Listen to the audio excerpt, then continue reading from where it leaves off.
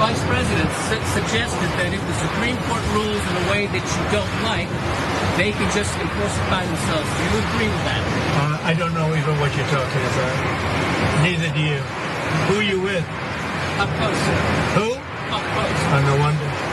I thought they died. Are they still around? I haven't read them in years. I thought they died. All right, go ahead. Who else?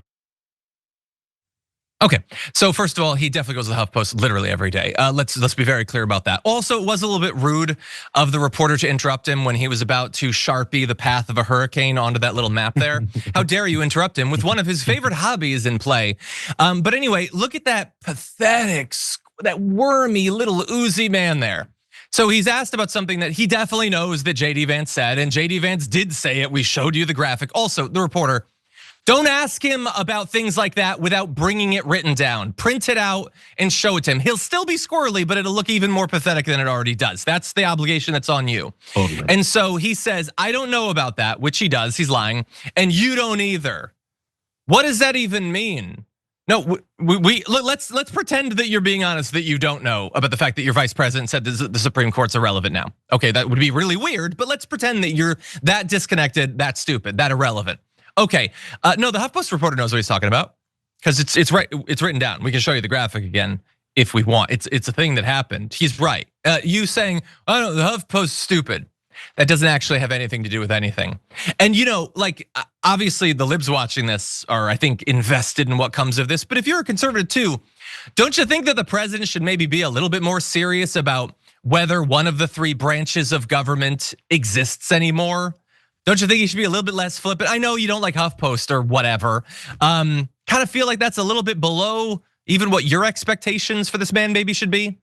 But anyway, that's all he had to say. We are potentially coming to the core constitutional crisis we've always dreaded.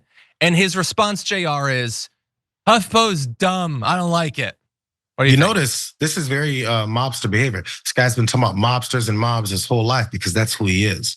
So it's one of those, you insinuate at the person who's challenging you that you want to make sure you threaten without openly threatening because you're on camera and you're sitting on your airplane. And then when he asked, he goes, "Yeah, I don't know about that." Usually most politicians will say that. I haven't heard that. Oh, actually, I'm unfamiliar with that. And it's normal BS. But his was, I don't know about it, and you don't either.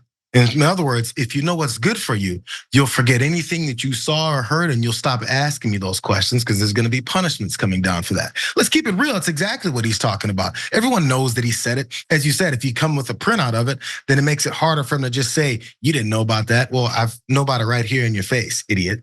But it's not even an idiot move. It's him knowing that he's threatening, that he's gonna make sure that he's pressing on people that you don't ask me questions that expose my corruption, that my anti-American approach to all this, my fascism that I'm installing. You don't know about that? Because if you know about it, no one's gonna hear from you anymore because you're not gonna be in here, you're not gonna be asking any questions. We're gonna get your publication and your job out of here. It's all the same kind of pressure that many politicians pushed before when it comes to access, except it comes with this extra layer of, if you know what's good for you, this might be a problem for you. And it's, this authoritarians think this way. And I'll say it again, for anyone who wants to keep acting like he's not who he is. It's not a bunch of libs told you that he's a fascist. Very conservative, very agreeable Republicans and conservatives told you that because they worked right next to him. So stop acting like it's someone else. He's living out what they told you. They told us, oh, you're being so hyperbolic, JR. Fascism, what names? Oh, again, no, and I've now seen Godfather and Godfather 2, so I'm an expert on this. I can talk about it, and I'm an Italian. So that's all this is. The judges don't matter, they don't get to rule. Destroy all the independent agencies. I will singularly decide what disaster aid you get or whatever. You all just come to me and you beg, and maybe I'll give you a little bit or whatever. Okay, there's a name for that system of government. It's not a democracy. It's not America. Make America great again? No, bring America back. Because I don't recognize this. If you don't have an independent media, if you don't have an independent judiciary, you don't have America. If you don't have a functioning government, because it's all been shredded so that it only serves the top 0.1% of our country, which is what's happening right now, you do not have an America to make great again.